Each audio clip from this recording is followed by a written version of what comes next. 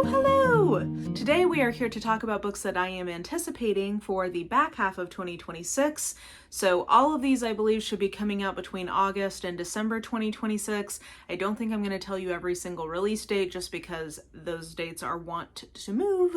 So I don't want to give you bad information, but I am reasonably sure, according to my online research, that all of these books are going to come out in the back 5 months of the year. Some definite excitement and a lot more that I've been interested in 2026, I think in general, than I have the last couple of years, which maybe suggests that some of the publishing trends are starting to swing back towards my personal preferences, which obviously everyone ought to cater to, so I'm glad that they got the memo. But yeah, I still need to finish getting my list finalized, so I will throw you to future me going through the books.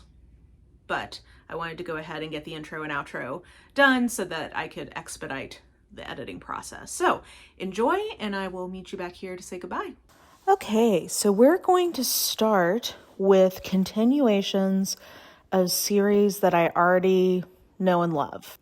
We've got A Trade of Blood by Robert Jackson Bennett. This is the third in the Shadow of the Leviathan series, which is sort of a Sherlock Holmes, Watson type story, but set in a fantasy world.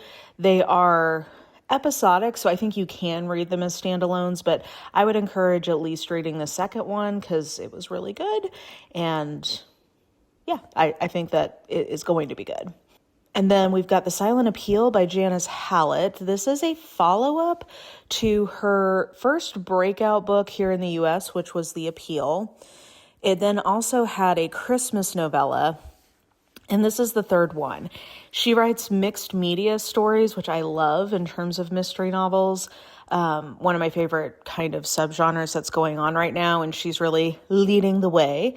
So I'm excited in that sense. I don't know that there's a lot more to be gotten out of that particular storyline. So I'm kind of, we'll see. We'll see what happens with it. I'm a little skeptical, but we'll see what she ends up putting together. We've got Fury and Death by J.D. Robb. This is the 63rd book in the In Death series. So don't start here because you will be so confused about all the dynamics that are going on. But I try to remember in my reviews for the In Death books to note if I think it's a place you can start. So I'm not saying you have to go all the way back to the beginning, but I do think you need to at least go back a little bit if you want to know what's going on. And then Richard Osman is not releasing a Thursday Murder Club book this year. Instead, he's doing We Chase Shadows, which is the second book in the We Solve Murders series that he started a couple years ago. I don't like this series as much as Thursday Murder Club yet. It's kind of hard to compare because there's only been one book in it compared to 5 in Thursday Murder Club. But I am very excited to see where things are going to go because, yeah, I just think that that's going to... I really like the dynamics between people in the first book, so I am anticipating that I'm going to enjoy, seeing how those relationships develop, especially the daughter-in-law and father-in-law relationship. I just think it's adorable. Let's see, what else? Allie Carter has another book in her Kiss, Marry, Kill series called It's Beginning to Look a Lot Like Murder. I don't think that this is a direct sequel to the first one, but it is a holiday-themed mystery romance. And I thought the first one was just fun. Like, it's not necessarily revolutionary or like the best possible version of this kind of story, but it's light, it's entertaining, and I think it's fun as a holiday-themed book. And then the last one in a series that I'll highlight is Cold Redemption, which is the 10th in the current season of Changeling. I forget what number it is overall, but it's by Nalini Singh. I have a currently dormant podcast about the Changeling series. I absolutely love this series.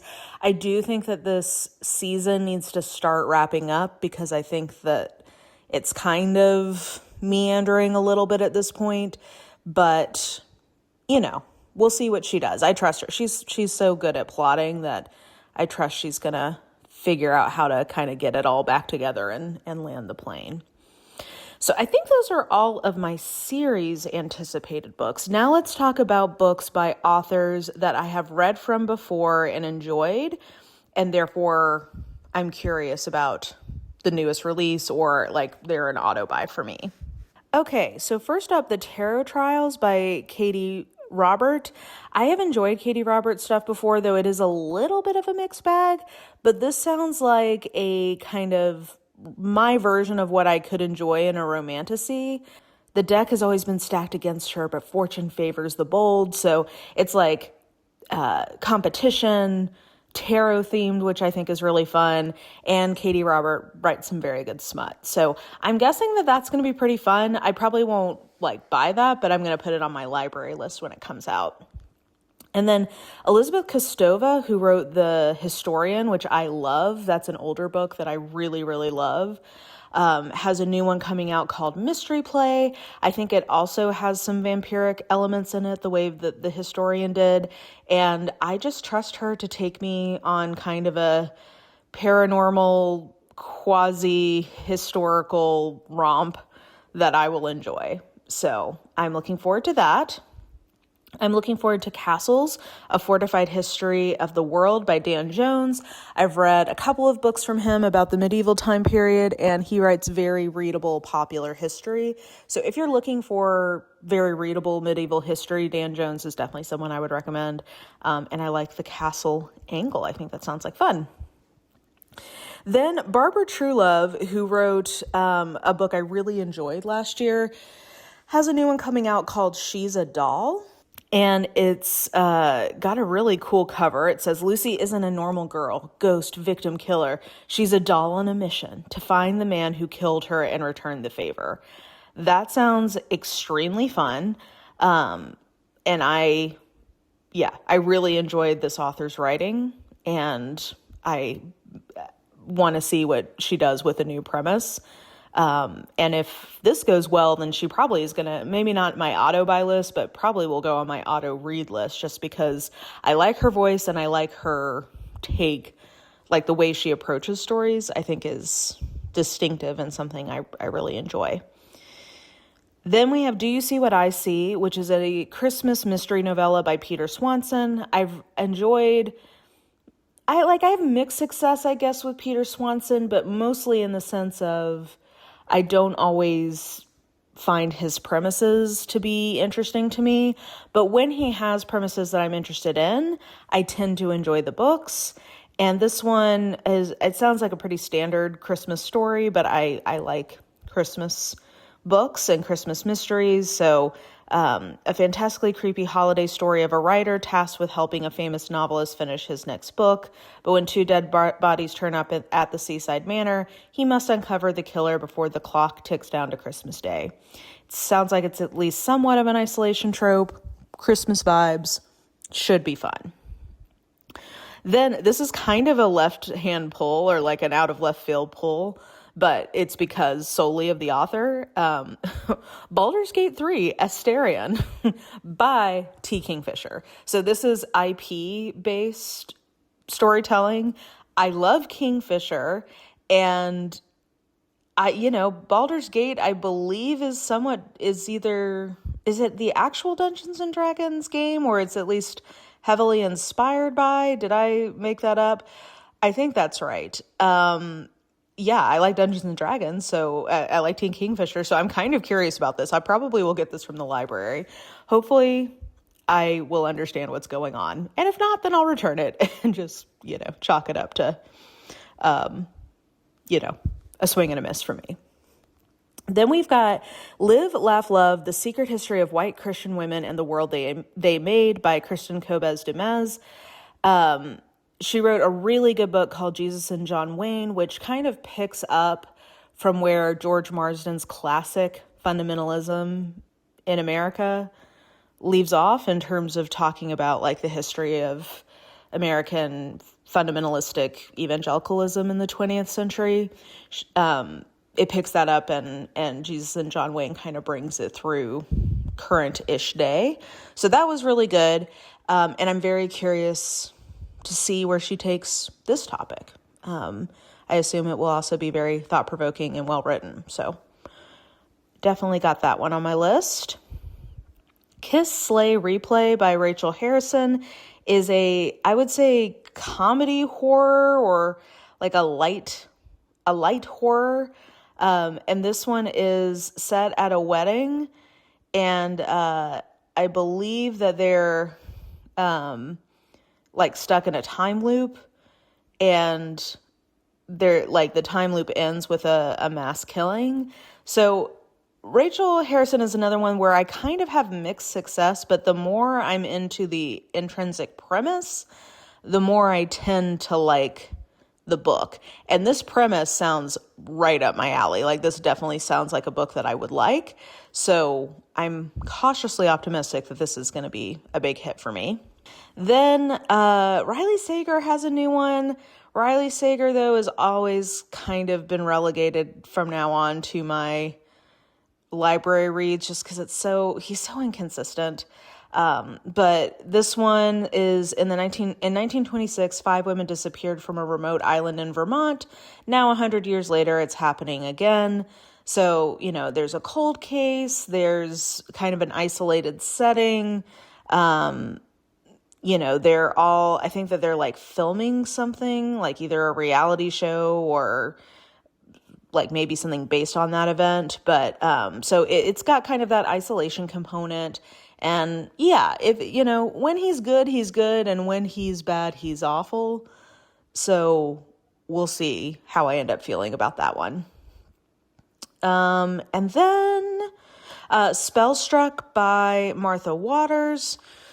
This is a new historical mystery romance, I believe. Yeah, maybe not fully a mystery, but it seems like it has some external conflict. From the beloved author Martha Waters, a lightly magical enemies to lovers rom-com about the owner of a speakeasy supplying magical drinks and an enforcer of the ban on magic who must team up when potions begin to go awry, proving that chemistry isn't just for cocktails. So it's set in 1920s London, but like an alternative magic-y version of it. And I really like the way Martha Waters writes historicals. And it has, like I said, it sounds like it has a lot of good external conflict, which tends to work well for me. So yeah, I've got a copy of this one, and I'll definitely read that. And then the last one on my list from authors I've read and enjoyed from before is End Times Fascism and the Fight for the Living World by Naomi Klein. And I think she has a co-author. Yeah, Astra Taylor. I've not finished a book by Naomi Klein before, though I have 2 that I'm going to, but I have read a good chunk of The Shock Doctrine, which was harrowing but great, and I definitely enjoy her as a speaker, so I am intrigued by that one, and obviously a very timely book.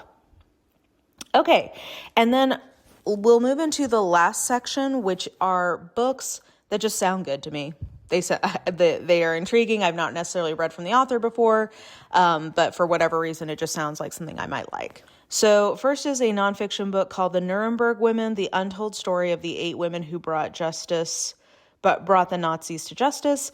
It sounds like that's kind of an angle on that story that is not often explored, and therefore, I'm intrigued by that. I'm always down for some good history of fascism stuff, so I think that sounds interesting.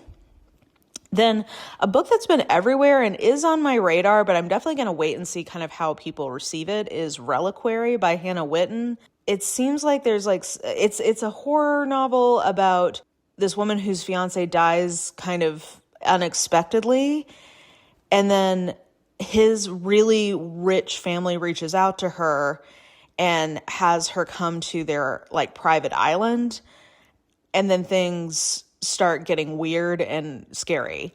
So I like that as a premise. That sounds like a kind of isolation-y family dynamics type horror novel. So I think that could be for me, but I want to see what people say about it because I've heard kind of mixed things about her writing in the past. So there's that one. And then The Rise and Fall of the Artificial State by Jill Lepore. This is, I think, a lot about like modern technology and surveillance technology from the state. I have never read something by Jill Lepore, which I feel like shame on me for that. Yeah, I mean, I just feel like she's a really good popular historian. who's written some things that I'm very interested in reading. I just haven't tackled them yet. But that's another title from her that I'm like, oh, I maybe need to read that. That sounds like something I might really enjoy. So that's on my list. And then Strange as the Light by Sarah Marie Griffin. This seems like a cool, weird book. It follows a passionately entangled group of childhood friends, fractured by the betrayals and secrets kept as they grew into adulthood.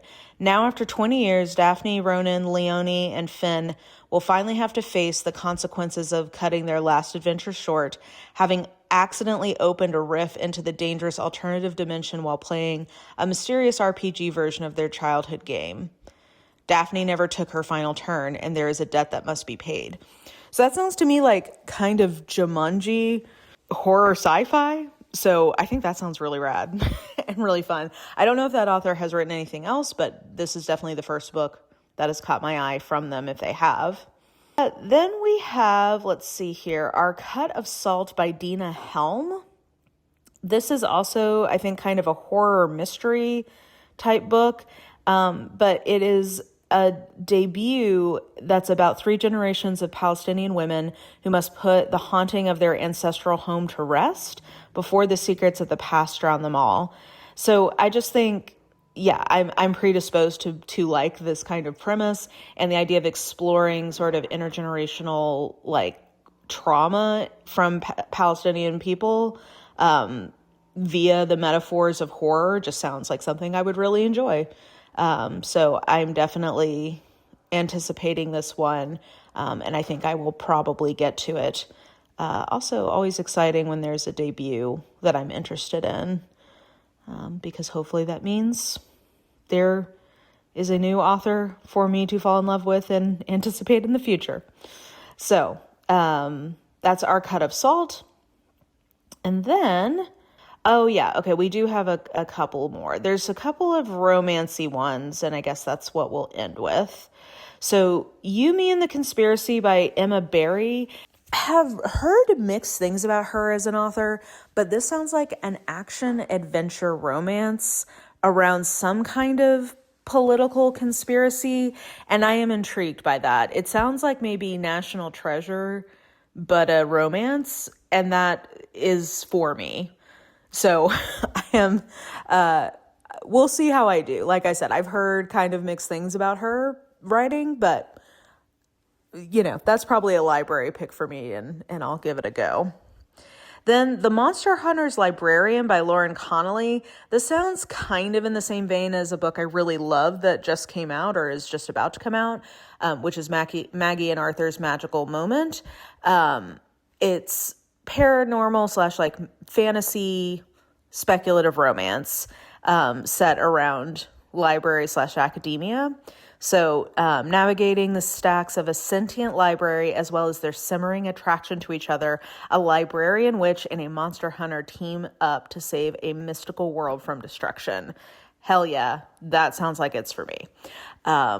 So yeah, I'm excited for that. That is right what I'm in the mood for these days. And then let's see here. Till Quest Do Us Part by Ivalise Hausman. What was this one about? Oh yeah, this sounds interesting. This is another one I'll probably wait for reviews on before I pick it up because I could see this going really wrong.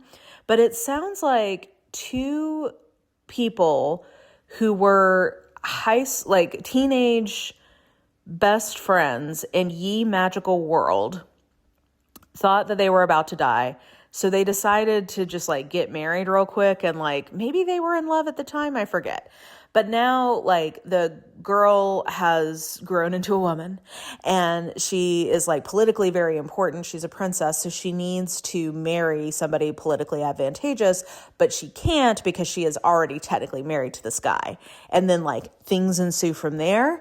So I don't know what the tone of this one's going to be like. I could see a world where the tone is something I would really enjoy. And if so, I would definitely read it. But if it's too self-serious or like angsty, I don't think I would like that. But if it's a little more like external conflict and lighter hearted, then I could see myself really enjoying that. So I've got that on my radar. And then the last book I'll talk to you guys about, slash the last of these sort of romance ones that I have, that I'm looking at for the rest of the year, is My Unfamiliar by Mara Rutherford. And I do have an arc of this, so I will definitely read this. It is perfect for fans of Alison Saft and Catherine Bakewell. A grumpy mage and a familiar matchmaker navigate their surprising connection in this newest cozy fantasy novel. So the woman in this relationship is has a special ability to match mages with their animal familiars. It's not magical, but she just knows who's going to be a good match. And then this guy is a wizard or a mage, I guess, and he just lost his beloved familiar, so he's looking for a new one. And then instead of him bonding with an animal, he is bonding to her as the familiar. So they don't know why that's happening, and they agree they're going to work together. This sounds so fun and so like a book I would enjoy. So I have this one. I'm definitely going to read it. And I think the cover is really pretty too. It's very kind of like manga-esque. There's something about the color scheme that feels sort of like manga to me. Yeah, I don't know. Anyway, I am very excited for that one. And yeah, I think that's all of them. I got through that pretty quickly because I had a lot of books. But yeah, I'll throw you back to live action me now. Alrighty, a lot of good stuff in there.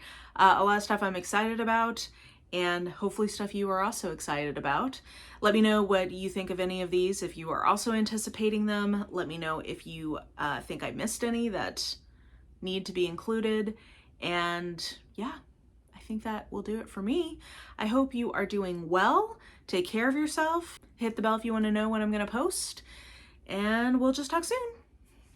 Bye!